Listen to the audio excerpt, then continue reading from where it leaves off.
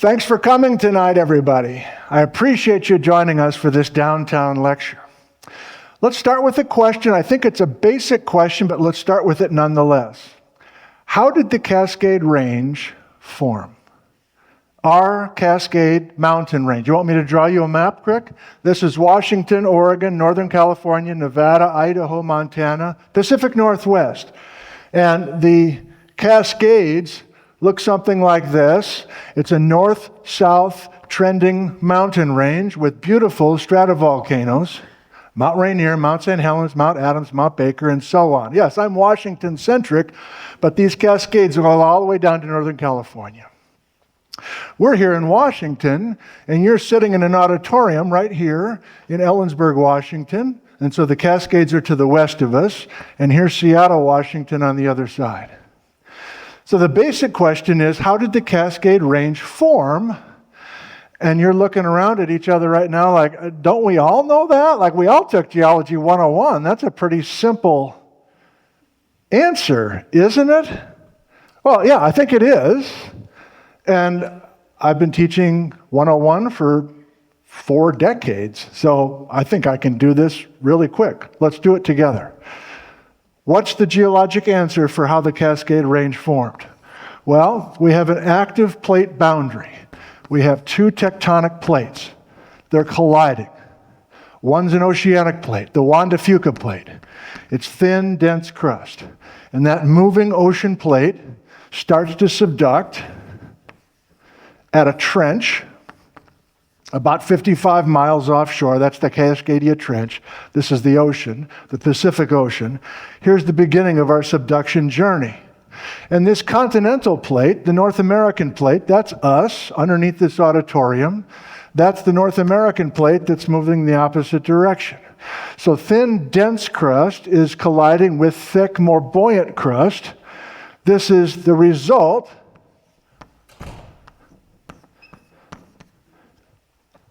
beautiful cone-shaped volcanoes, stratovolcanoes, strung out in a line. So these guys here, each of these cones, are lined up north-south, and in profile they look like that. Yeah, Mount Rainier.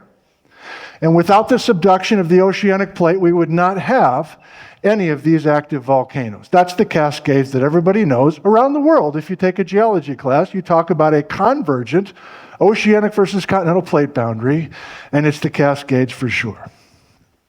Okay?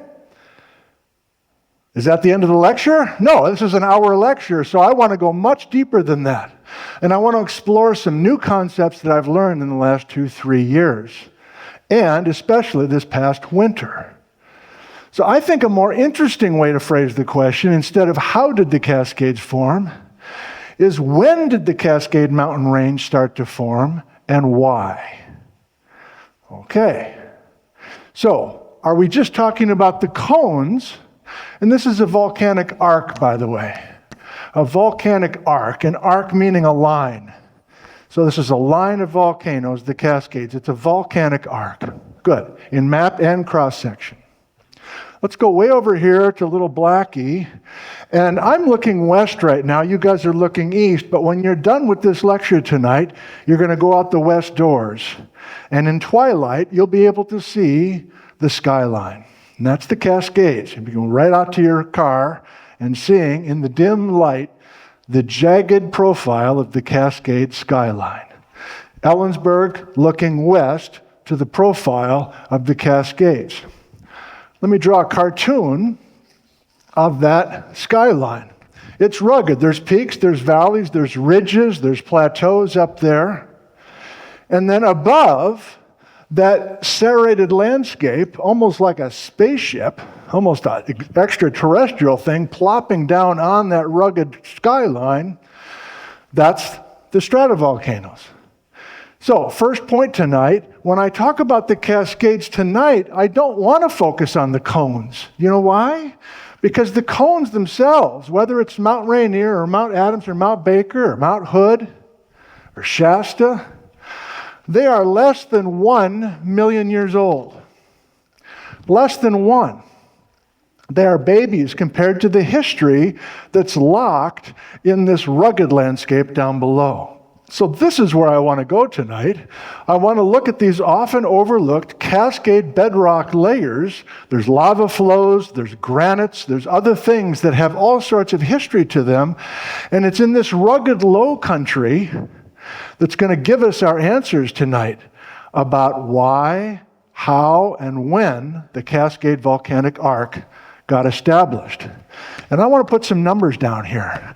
Now, I'm hoping to intrigue you. Random numbers. And these are in millions of years ago. So we're going to play a little game here. It's almost like a game show now. We're going to work our way through each of these numbers and ask ourselves, did the Cascades form 200 million years ago? Did the Cascade Mountain Range form 100, 55, 85? And there's a rationale and a reasoning for each of these. So this is a plate tectonic lecture if you haven't caught it yet. And believe it or not, I'm going to be talking about Mexico and Alaska and British Columbia and Idaho. I'm going to talk about way more that's even on this map, and yet it's somehow tied to the Cascades. You're just going to have to play along with me here. Okay, we're settling in. I can feel your energy now. Thank you for that. I could feel it at the beginning. So let's start with 200 million years ago. Did the Cascade, well, spoiler alert, the Cascades were not there 4.6 billion years ago when the Earth formed. So at some point, the Cascades have to show up. Like the mountain, none of the mountain ranges we have today were there when the Earth was created. So each mountain range has a birth, an adolescence, and eventually a death. Okay, so we know it's not 4.6 billion, but this number, many of you know, is famous in geology worldwide, 200 million years ago. And so that's our first guess, you and I. Did the Cascades form 200 million years ago? Okay, well, what's 200 million years ago? It's our most recent supercontinent called Pangia, and Pangia is starting to break apart 200 million years ago. And so the Atlantic Ocean is just starting to open as Pangia is starting to break up. And for the first time in a hell of a long time, the west coast of North America becomes active. This is an active plate boundary. So this seems promising. This is an active plate boundary, making the volcanic arc we know as the Cascades. If I do an enormous sketch here, and this is North America, and here's subduction. I didn't use that word before, but I think most of us know that this diving ocean plate is called subduction zone. So we have subduction of the ocean plate off the coast of North America. And I've got a lot of room here, so I'm going to make the Atlantic Ocean. And I think I'm even going to put in Africa. No, we'll put Portugal. So this is Lisbon, Portugal. And this is New York City. And this is the Atlantic Ocean floor. You want to make Iceland. We've got some eruptions happening today. Sean Wilsey. So that's right in the middle. Right in the middle of the Atlantic Ocean. The point is, and again, this is Geology 101. I think many of you, and many of you home watching this on YouTube, you know the basics of 200 million years ago, starting to break apart this ocean. And this is a passive margin. So the opposite of an active margin means edge of a continent, the opposite of a passive margin is an active margin, or vice versa. So passive means we don't have subduction at the edge of the continent. Passive means we don't have megaquakes or stratovolcanoes. Used to be the case long ago, but since 200 million years ago, New York City and the eastern seaboard of North America has been quiet, has been passive geologically. And this is the active boundary. So, is our answer 200 million years ago for the birth of the Cascades? It is not. And the reason it's not is I'm going to put a city on this map. John Stockton's house in Spokane. So Spokane is here, which means that our volcanic arc, starting 200 million years ago and lasting for quite a while, has to be inland of Spokane, has to be in here somewhere. And to be honest, I don't really know where those rocks are. If there really are arc magmas in Montana that are 150 or 140 million years ago, I confess I don't know. But we're putting a story together. We have an active margin. We have even a stratovolcano set in a line, a volcanic arc. But we're not going to call it the Cascades because our volcanoes have to be way back here. Remember, this is our goal, to make the Cascades in the proper place. You with me so far? Okay, so it's not 200. Now, this next part of the lecture, I was kind of stuck a couple of weeks ago when I was trying to put this one together. And I'm like, there's so much that we don't know between 200 million years ago and like 50 million years ago. How am I going to do that with a bunch of chalkboards and a piece of chalk? And I was stuck for like a week. I just don't know what to do. We're building the Rockies in there. We're doing some other stuff.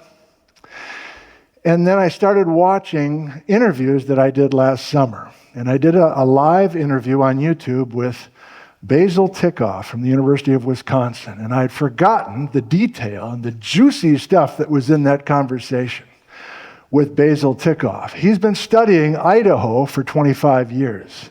He's been thinking about plate tectonics for that long and longer.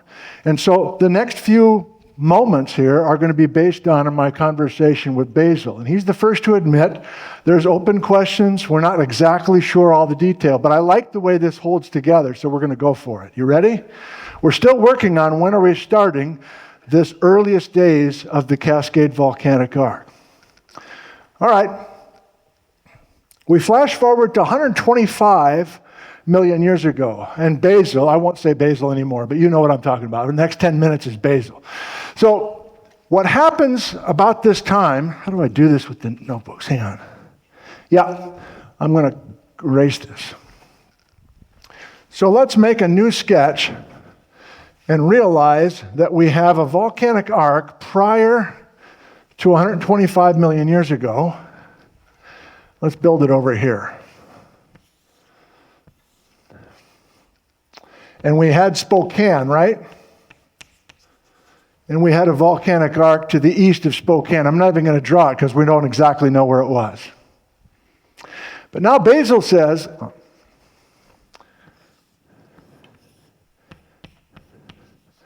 there were some exotic terrains that came in between 200 million years ago and 125 million years ago. And now the coastline is not in Spokane, but it's at Omak in north central Washington on that north-south transect. And we're going to go ahead and have some sort of ocean plate dive beneath North America now. This is good news for us because if Omak is here, and it is, that means that our trench is offshore. Let's get rid of the Cascades. We don't have the Cascades yet. Come on, man. Let's get that out of there. Okay, so we've got some sort of trench offshore of Omak. We've got ocean plate diving. We're doing this generically, but we're doing it at this coastline at 125 million years ago. I have to keep saying Basil. And Basil says, in extreme western Idaho, we do have a volcanic arc with a subducting oceanic plate. This is rock between 125 and 100 million years ago in today's western Idaho, and it has the appropriate chemistry to prove that it's a volcanic arc. Let's put it in. Now, we can't call this the Cascades because it's in western Idaho. But it was a big, beautiful, robust volcanic arc with a subducting ocean plate between 125 and 100 million years ago, built into this older North American crust, plus the intermontane has been put in there as well. So we're back to exotic terrain country. And you're like, I've never heard that before. Is this the Idaho Baalith then? No, it's not. The main phase of the Idaho Baalith is younger than what we're talking about here. And if you're really stubborn right now, which is good, you're skeptical if you're a science person, you're like, I just don't think I believe that. I've never read that before. Well, since this time, since 125 to 100 million years ago, the rocks of that volcanic arc were squeezed down to a few football fields. and also sheared north. That's the Western Idaho Shear Zone. And the expert on the Western Idaho Shear Zone is this guy, Basil Tikoff. So he's done enough work in this area of Western Idaho to say, I've got these old arc rocks, they just are manipulated and crashed and smashed and smeared beyond recognition. But I know enough about the geology of those olden days that I want to put a volcanic arc there.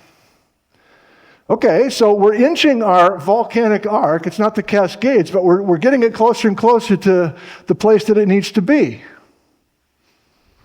What happens 100 million years ago? Does anybody know? Yeah. We're going to bring in another big exotic terrain. Is this a surprise to you? You came for a Cascade lecture, and this is stuff that, if you've been following the YouTube channel, we were learning 2 years ago and 3 years ago. This is Baja BC stuff, exotic terrain stuff, crazy Eocene stuff. It's a way to synthesize and put all these ideas together, but I personally like the way it's holding together, and we'll see if we can keep your interest as we keep going. So, we're going to get rid of this guy. Because 100 million years ago, North America collides with a massive piece of real estate that was out in the Pacific Ocean known as the insular superterrane. That's Rangelia and many other exotic terrains, Alexander, plenty of other things as well. So if we do that, I'll do it in two different places. If we do that, we're done with OMAC, and we're going to get the West Coast at Seattle. 100 million years ago. 100 to 85 million years ago, we have the West Coast at Seattle because the insular superterrane has been accreted. We have some sort of trench offshore. We have this generic picture, remember? 100 to 85 million years ago. So Seattle is here at this present time. And we're going to make a volcanic arc almost exactly where the Cascades are today. Not quite, but almost. So in other words, I need to do this again. Forget about OMAC, forget about Spokane, kill that volcanic arc. And now this is the insular superterrane. And if we keep moving the trench, we're going to keep moving the subducting plate. Now we're done with this. Now we're wondering, is it 100 million years ago that we're going to start the Cascades? And this is looking damn promising. Because now we do have these kinds of volcanoes. We do have an arc that's a little bit east of where it needs to be to be the Cascades, but not a whole lot. I mean, if we squint our eyes, this could be the Cascades. So maybe this number is 100 million years ago, and maybe that is correct for the birth of the Cascade Volcanic Arc. So when I interviewed this guy, Basil, I got real excited because he had some hand-drawn sketches for us. Some of you remember this conversation.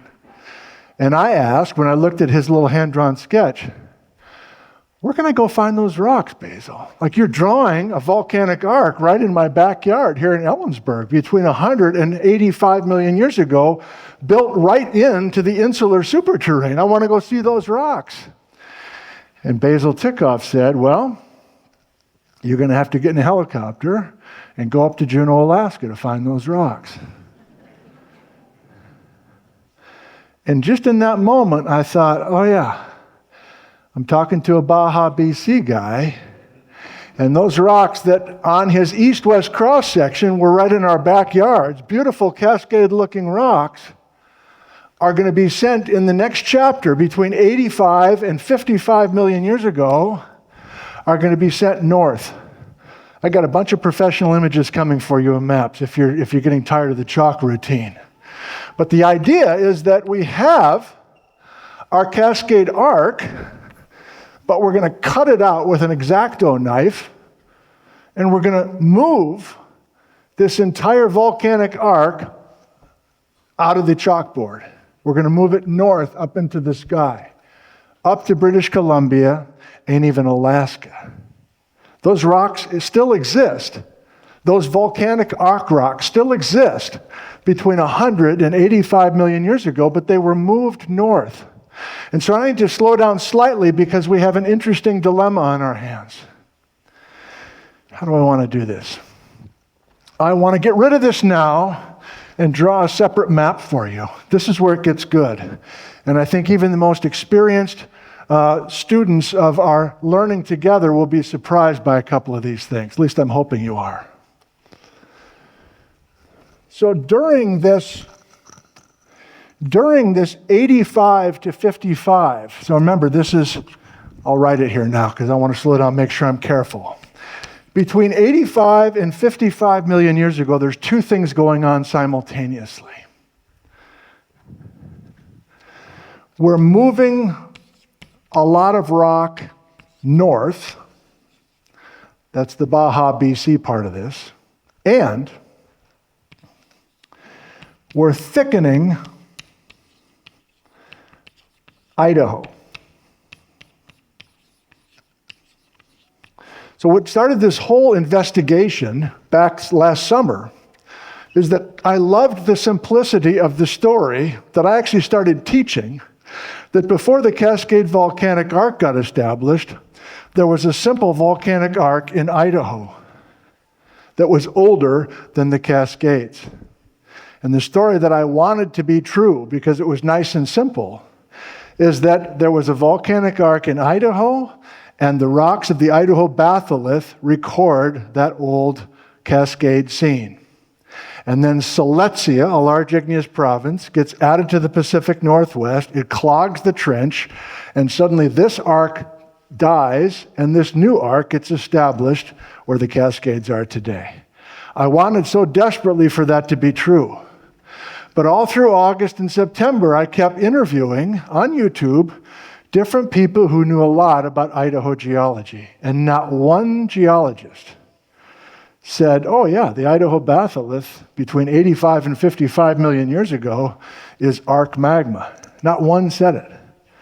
They said it's a two-mica granite, there's no mafic enclave, there's no hornblende, the geochemistry's wrong. That basic Idaho Baalith story, when Idaho is thickening, this is the Idaho Baalith we're talking about. These are the quote-unquote granite rocks of central Idaho, the Sawtooth Range, Redfish Lake, that beautiful country of central Idaho. Between 85 and 55 million years ago, there's a lot of magma being generated in Idaho. Let's do it. This is great teaching. I'll write the word Idaho, and then I'll do this right over the top of it. You can't even read it. You can't teach that, okay? So the Idaho Baalith between 85 and 55 million years ago, by all accounts now, indicates crust that's unusually thick, and the magmas are being generated, but it's not from subduction. In fact, during this funky time of 85 to 55 million years ago, there's no subduction anywhere in the Pacific Northwest, apparently. So we have two major things going on simultaneously, neither of them being Cascade-like. Instead, this moving north is happening at the same time that we have a thickening of the Idaho scene. So there's an ocean plate off here somewhere. The magmas are generated by thickening the crust simply, like in the Himalayas. Anytime you really thicken the crust, you have enough orogenic heat to create some magmas, but you don't always have to have a subducting plate. So what I'm talking about is the fact that no, we're definitely not talking about the Cascade starting 85 million years ago, because we have no volcanic arcs at all on this map. So it seems hopeless at this point. I keep teasing us about when the Cascade Volcanic Arc is starting, and we're running out of numbers.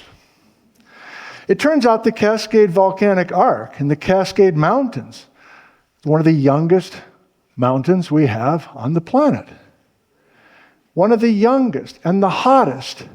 It's a new arrival compared to so many other mountain ranges worldwide. Our western skyline has not been there that long. So I'm getting there, but we're still not there. Our last ditch effort is to ask about 55 million years ago. I think I want to do that here. And then I'm telling myself I'm also going to use this other board. I think I just said that out loud. I didn't just think it. I actually said it out loud to myself. Awkward. 55 million years ago, when we're done moving stuff to Alaska and we're done thickening Idaho, there is this crazy switch. And the switch goes from compression and sending stuff north to relaxation and still sending stuff north. So the switch is from a squeezing story to an extension story, and it's not just a minor extension story. If I'm talking now between 55 and 46 million years ago on the Pacific Northwest, we're definitely not doing a Cascade Volcanic Arc because we're not colliding plates. We have massive crustal extension across the entire map. And what does that look like? Well, there's a bunch of cracks that open up. And those are now lava-filled cracks known as dikes. We have a bunch of magmas that are surging to the surface from Washington all the way back to the Dakotas and up into British Columbia. This is the crazy Eocene we're talking about. We're not going to be looking for a Cascade Volcanic Arc here. There's two more things. I've done this before in a downtown lecture a couple of years ago. In addition to the dikes and the magmas that are funky and coming up in this magma storm, we have a bunch of strike-slip faults that are showing up out of nowhere. And the west side of each of the strike-slip faults are sent north, right lateral or dextral strike-slip faults, including the Straight Creek Fault. And finally, there's metamorphic core complexes where the basement rock, which is crystalline and down low, more than 10 miles deep, is suddenly coming to the surface and it getting pushed above sea level so that we can see this basement rock. And all the rock that was over top of that metamorphic rock at depth is pulled aside to allow these metamorphic core complexes to come up. I've been stumped on this for 2, maybe 3 years. And I kept asking, now this is another collection of geologists, I kept asking geologists, why is this happening? Why is all this extension happening? I'm going to draw them again. Big, fat arrows extending. The opposite of a Cascade Volcanic Arc. Why is that happening between 55 and 45 million years ago? And I was getting a little bit of help here and there. Maybe it's tied to a spreading ridge. Maybe it's tied to a spreading ridge that was offshore, that was subducting and slipping beneath the Pacific Northwest. Maybe that spreading of the East Pacific Rise going beneath Washington was causing this extension. Or maybe it was Seletia itself. So now we're at a chapter where we actually build a large igneous province offshore, off the coast of California. And maybe the impact of Seletia colliding with the Pacific Northwest caused the crust to open up. And I even had a little coin purse and had a couple off-color jokes about it. And that was my thought about the extension. I'm now drinking major amounts of Basil Tikoff Kool-Aid. And Basil Tikoff has said now for 3 years, it's a much bigger story than the Pacific Northwest. This crustal extension and this freakiness going on this map between 55 and 46 million years ago is not a local story.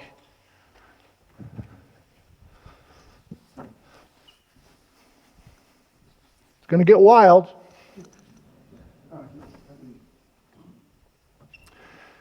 Here's a map of the Pacific.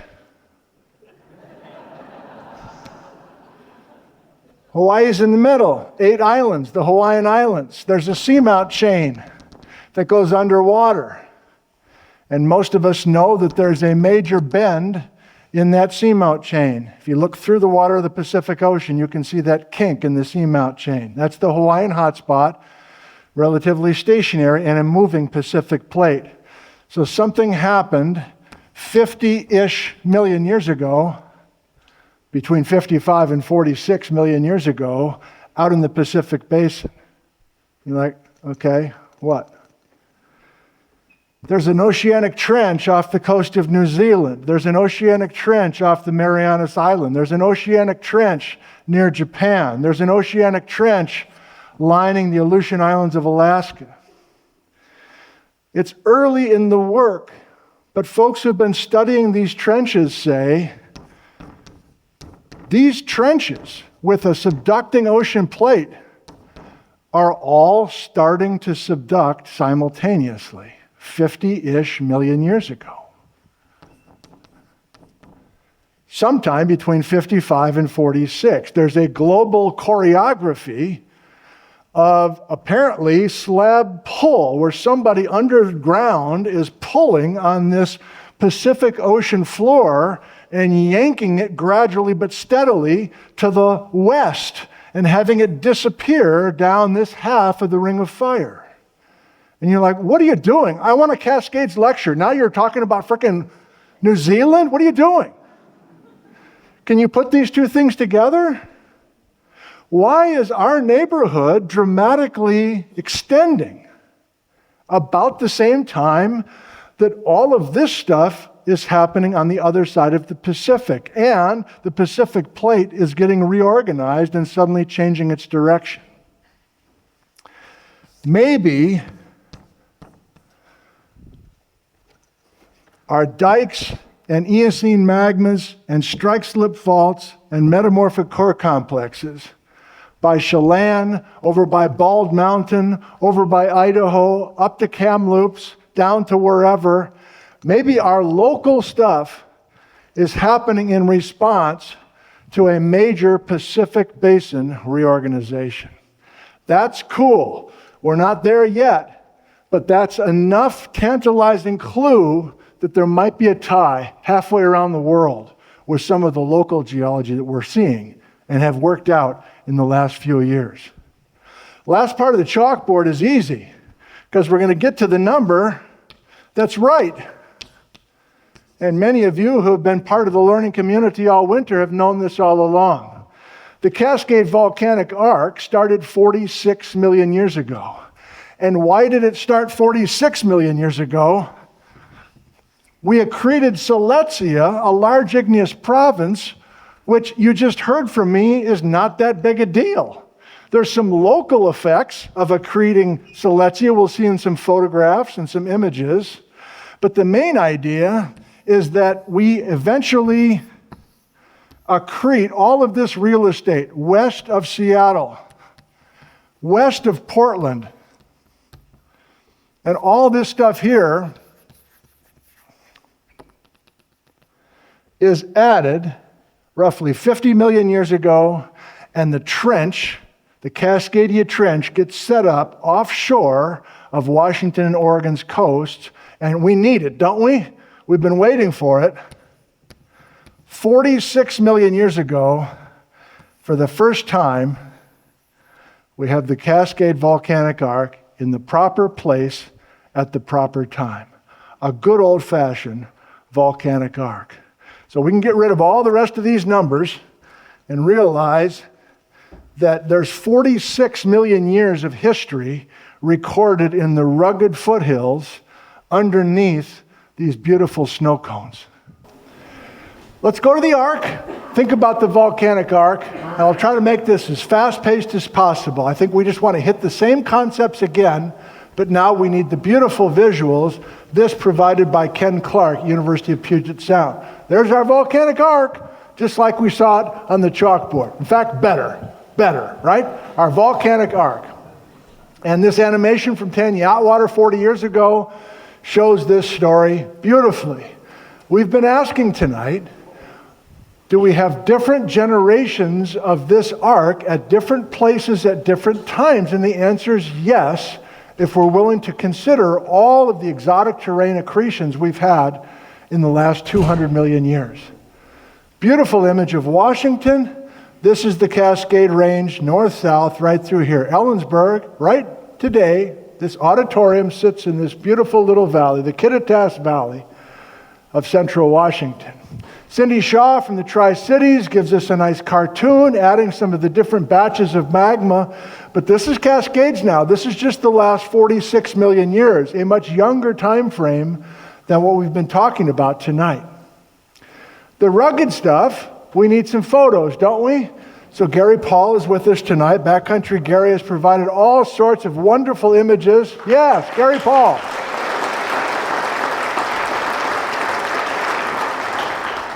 This is the rugged country that we'll keep looking at this next couple of nights. And Martin from Seattle sends some beautiful photos as well. So the point is, we have our rugged low country, quote unquote. We have our majestic cones. We don't care about the cones tonight. As beautiful as they are, we care about these older rocks, and especially tomorrow night, we'll be looking at geochemistry within these older rocks of the Cascades, going back 46 million years. I mean, it makes sense why you want to look at these cones. They are absolutely stunning. But it's the low country that gives us many of our stories this past winter with the Cascades A to Z. Gary got fancy. He got starting some rainbow labels with the color scheme that we had this past winter. The red is the Roaring 20s.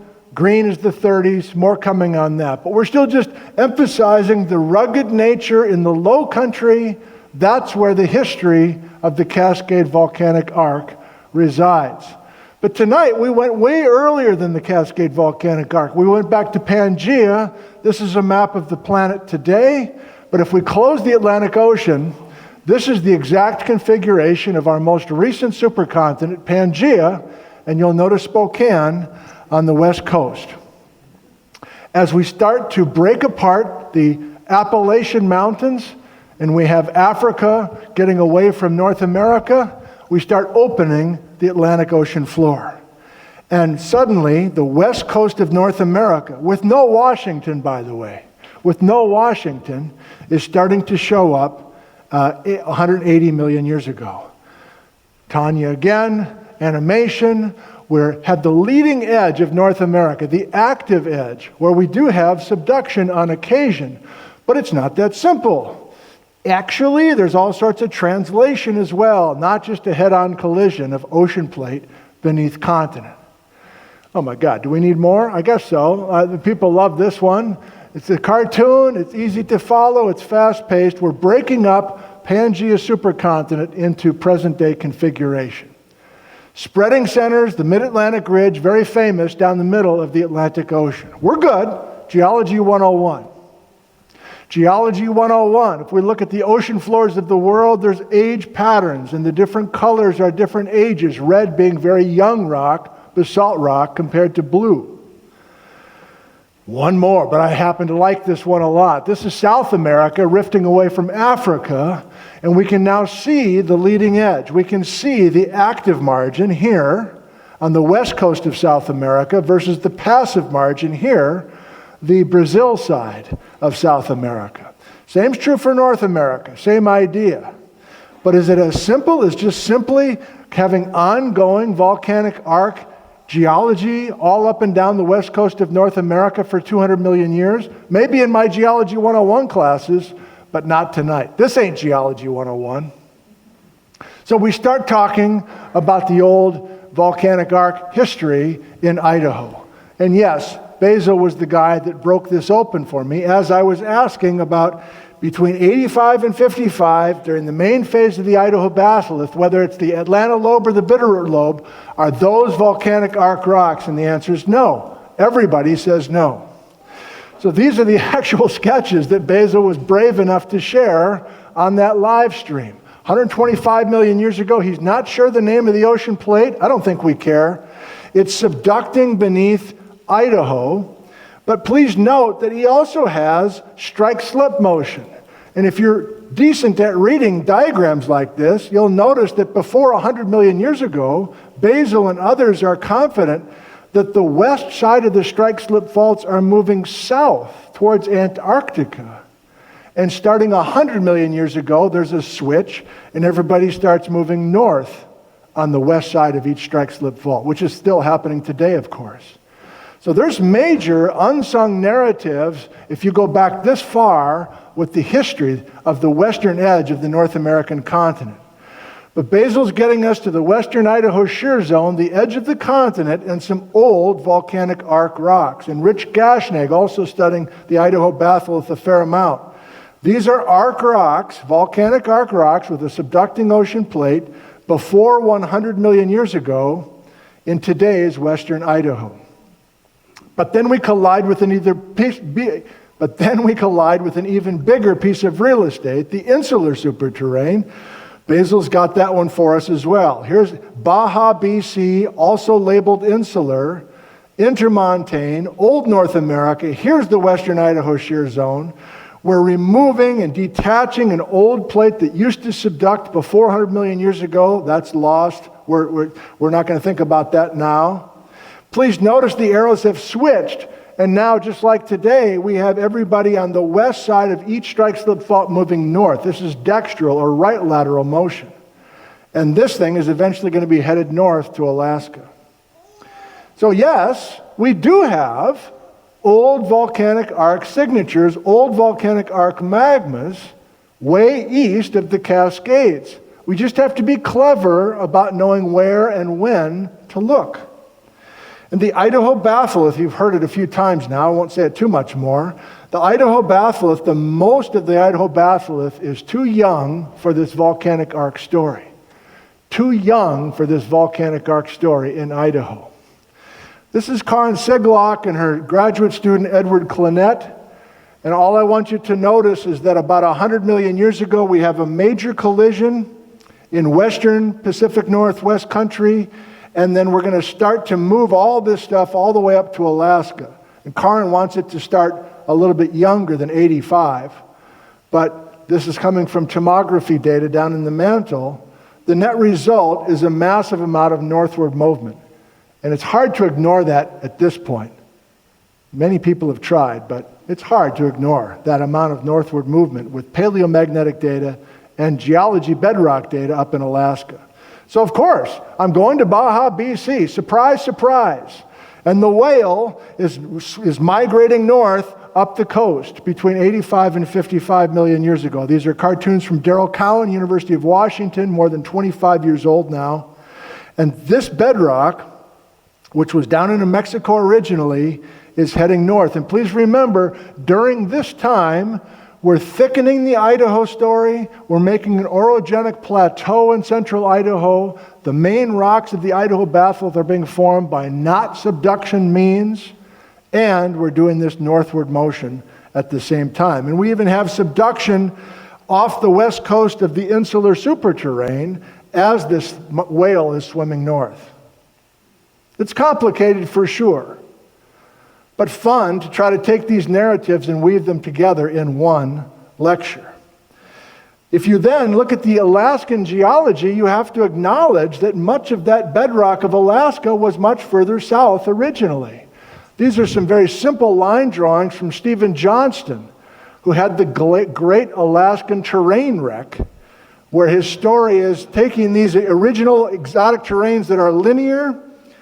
And please notice this bending of all the bedrock in the state of Alaska. This is not one county. This is not one portion of Alaska. This is an entire frickin' state that can be explained if you simply go back in time and realize that a bunch of these original exotic terrains, some of them with a volcanic arc history, are going to be sent north, and there's going to be a fender bender to make the state of Alaska. If I ever start working up in Alaska with a group of geologists, I'm going to be damn sure that they think about Baja BC. How can you not? Even today, you can see a beautiful image like this. This is the Gulf of California with Baja, Mexico, and mainland Mexico. This whole sliver is being sent north. Even today we have it. Why are we so stubborn about it happening back in the day? We don't need it again. So when we then look at a bedrock map of Washington, pre-Cascades, what's this Cascade crystalline core really? It's the caboose of the train that went to Alaska, Mount Stewart. All the rocks north of Ellensburg are part of this insular superterrane trip to the north. The Ingalls Metamorphic Suite, the Mount Stewart Batholith, the Windy Pass Thrust. That's all pre-Cascades, even though the rocks are technically in what most people call the Cascades today. These are stories from much earlier than 46 million years ago. Even north of the campus of Central Washington University, there's a piece of Mexico, man, come on. In British Columbia, we can see much of that volcanic arc.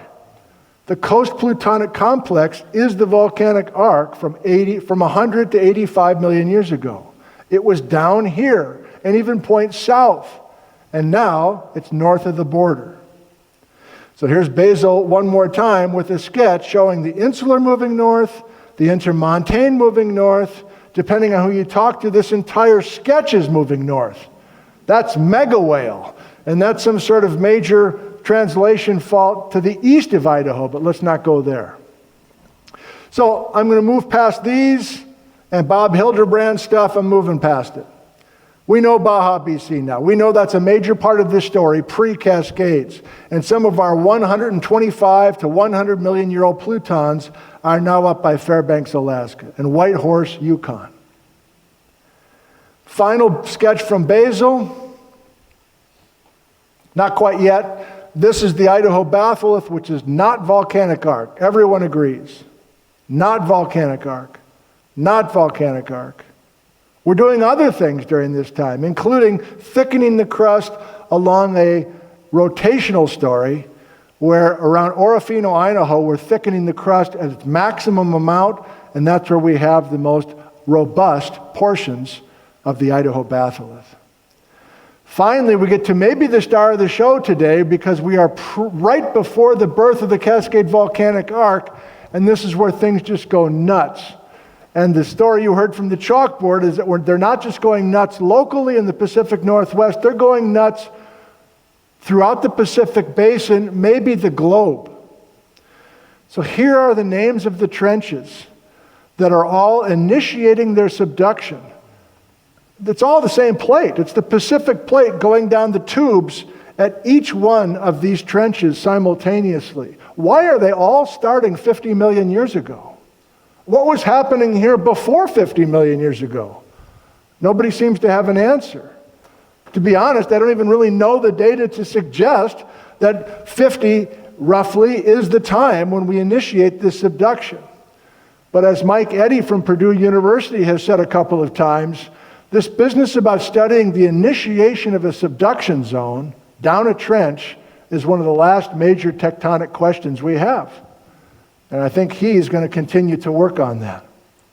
The point is, even up in Aleutians, we have the initiation 50 million years ago, and so this is all tied together with our understanding of the Hawaiian hotspot and that major change in the Pacific Plate over the stationary Hawaiian hotspot roughly 50 million years ago. Here's an animation that will help.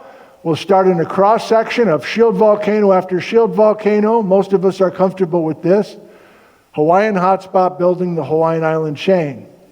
But if the animator continues for us, and now we put some dates in the upper right-hand corner, and we zoom up and overhead in a helicopter looking down, we can see that roughly 50, but especially 55 to 46, is when we have, more or less, we have this major change in the direction of the Pacific Plate. Is everything tied together? Not only in the Pacific, but is it somehow tied to the Pacific Northwest? I'll throw this in even though I've got no real basis for doing it. This is the Himalayas and India colliding with Asia, and this is the Indian Ocean. And here's a look to the west with the subcontinent of India moving north and eventually colliding with Asia to build the Himalayas. Is it a coincidence that's happening roughly 50 million years ago? That's always bothered me. I've always had students ask that question. Is that the change in the Hawaiian story, is it a coincidence? The same thing's happening dramatically with the birth of the Himalayas. I don't know. He doesn't know. But he's including it in the lecture anyway. Third person Thursday. So the last sketch from Basil indicates some detail that I don't think we need tonight, but he has something called the Lewis and Clark line and a bunch of these Eocene magmas forming during this major time of crustal extension, and all of this stuff is happening north of Ellensburg. The metamorphic core complexes, the magmas coming up, the cooling as we lift the basement, the fault, the strike-slip motion, the sedimentary basins like the Chumstick Basin up by Wenatchee. It's all happening simultaneously in response to this freakish storm where we're extending the crust and lifting the crystalline core. I think we have it, so we're just going to go quickly through these images. If these bedrock, can't go through these though, can't go quickly through these. This crystalline basement is emerging, possibly in response to the initiation of a subduction zone on the upper side of the Pacific. Is that going to be laughable in 20 years that we're saying that right now? I don't know. We might be on the leading edge of making those connections by talking to some of these leading geologists. This strike-slip faulting, this uplifted basement, is a major story in the Pacific Northwest between 55 and 46 million years ago, right before the Cascade Volcanic Arc gets established. There's a total of 345 kilometers of total offset on all of these strike-slip faults just in the North Cascades. That's a lot of shifting north on these individual strike-slip faults. It's in response to something. And this is really the tail end of the Baja BC story, including the Straight Creek Fault. So now we're done with Baja BC, and we have a major fault known as the Straight Creek Fault that is a clean break in the crust where Burlington, Washington, and Cle Elum, Washington used to be suburbs of each other, and now they're separated by 100 miles. That bedrock, everything west of that line has moved to 100 miles to the north compared to the east side of the fault. That's also during this crazy time of massive crustal extension. It's trans-tension as opposed to just simple extension. Finally, we get to Seletia. We bring that in. This is going to factor into tomorrow night's talk where we pick up this narrative right away after accreting Seletia with a spreading ridge. And the Seletia bedrock, most of us know now, makes up everything west of I-5. West of I-5. West of I-5. West of I-5. How many of these do we need? And this is Tom from Maple Valley helping us with some colored maps. Orange showing us the crescent basalt west of Interstate 5. This is the Seletia basalt. It is a major story. The accretion of Seletia is a major story right before we start the Cascade Volcanic Arc, but it's not been the focal point of today. These are the chapters that we colored this past winter, and tonight's lecture has been mostly down here in the blues and the orange and even the grello. We finished tonight with a debate that fits a little bit into our story, and then we will close tonight. The green M&M, which was a teaching choice in the middle of this past winter. So there's 3 plates that everyone agrees was offshore of the Pacific Northwest, and that means there was a spreading ridge that was subducting beneath Ellensburg roughly 50 million years ago. And I used a teaching trick of using a green M&M at the mark where we have a subducting boundary, a subducting spreading ridge going beneath the coastline of North America. The green M&M, everybody. Yeah. And the green M&M just kept being shown up, and by the time we got into the 4th or 5th session, we start talking and debating about what's the green M&M doing? Is it going north? Is it going south through time? Who cares about what the green M&M is doing? Well, we care because there's an ultimate payoff in trying to understand which tectonic plate is going to do the subducting when we finally get the Cascade Volcanic Arc to show up. And this is an academic disagreement. It's not even a fight. They're 2 very sweet, gentle, smart people who've been going back and forth on this topic. Here's the more conventional message by Jeff Tepper and many others, that if you look at the green M&M, well, you know what that is now. If we look at the position of the green M&M along the west coast of North America, 80 million years ago, 55 million years ago, and 40 million years ago. Let me go backwards again. 80, 55, 40. I'll do it one more time. You see the green M&M is going north, which means that the Farallon Plate, this is the Farallon Plate, the Kula Plate, and the Pacific Plate, 3 oceanic plates off the coast of North America. Most everybody, even in Baja BC circles, love a large Kula Plate moving north up the west coast of North America. Northward green M&M between 80 and 40 million years ago. And it's been known for a long, long time, 50 years at least, that a subducting spreading ridge had to be subducting in the neighborhood of the Pacific Northwest roughly 50 million years ago. Tanya Atwater 40 years ago with these animations showing a subducting spreading ridge beneath Washington roughly 50 million years ago. We're good. But what we fell into this past winter was an honest discussion about what the name of the ocean plate was that was initially subducting to make the Cascade Volcanic Arc. Jeff Tepper and many others liked the green M&M to the north of the Cascade Volcanic Arc, and therefore it's the Farallon Plate that's subducting. But out on an island, Michael Eddy has said, I don't think that's true. I think the initial days of the Cascade Volcanic Arc, and when we first start forming the Cascade Volcanic Arc, I think it was an entirely different ocean plate called the Kula Plate, which means I need the green M&M south of where that is. And if you're having a hard time visualizing it, let me show you some maps. So Jeff Tepper says the green M&M 50 million years ago, 49 million years ago, 48, 47, 46. Jeff Tepper's model says if we move the green M&M north, we're going to get the Farallon Plate to subduct along more and more of the west coast of the Pacific Northwest, and the volcanic arc, known as the Cascades, will start to get established. More coming on this tomorrow.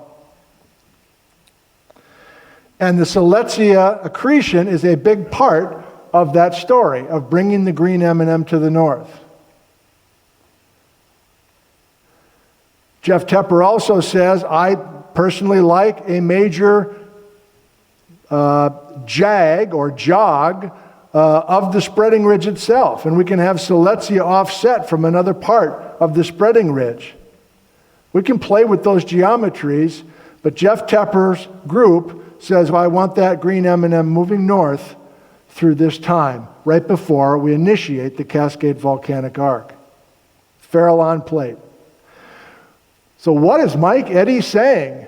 And I don't know how many conversations I've had with him on camera saying, Mike, I don't need to be stubborn here, but I still don't understand why you want the Kula Plate, not the Farallon Plate, initially subducting to form the Cascades. And Mike said, look, this is what we know. Using isochrons on the Pacific Ocean floor, using some other geology around the rim of the Pacific Ocean, we know this about the ocean floor of the Pacific Basin in the Eocene, the early Eocene. And Mike says, I'm going to fill in this blank by mainly using the strike-slip faults that I've been working on in the North Cascades, and I know the history of the movement on those strike-slip faults.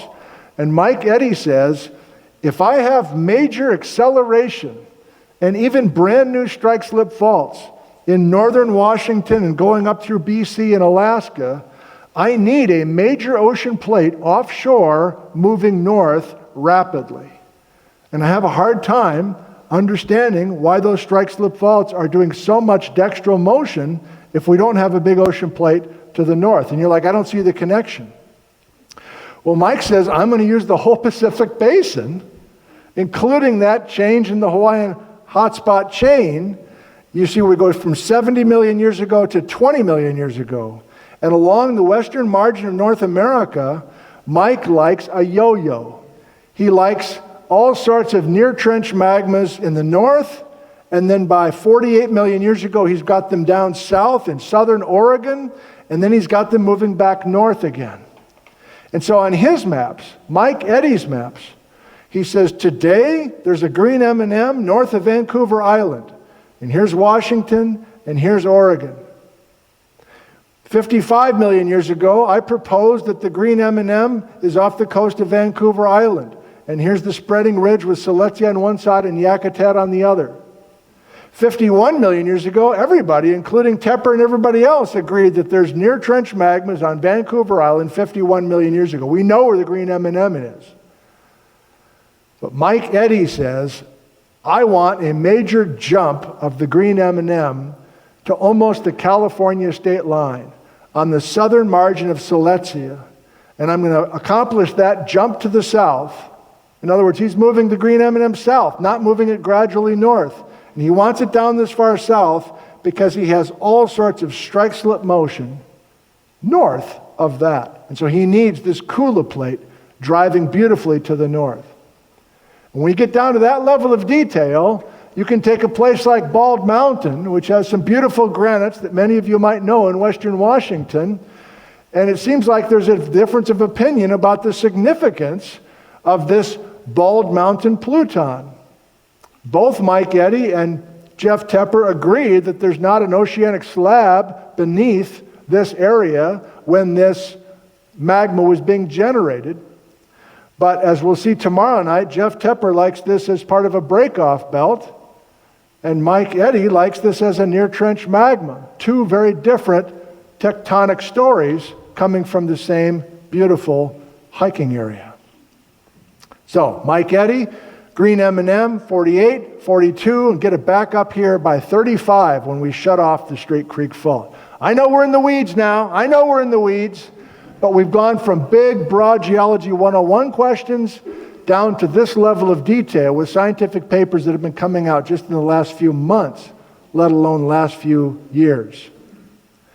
And so everybody, we've tried to address the birth of the Cascades and how they formed 46 million years ago is the answer, but most of tonight has been thinking about all the drama, all the plate tectonic drama that took place tens, even hundreds of millions of years before the birth of the Cascade Range.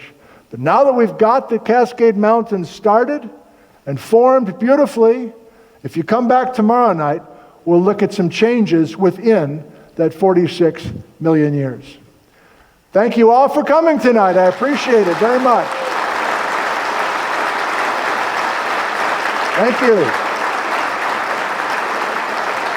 Thanks, everybody.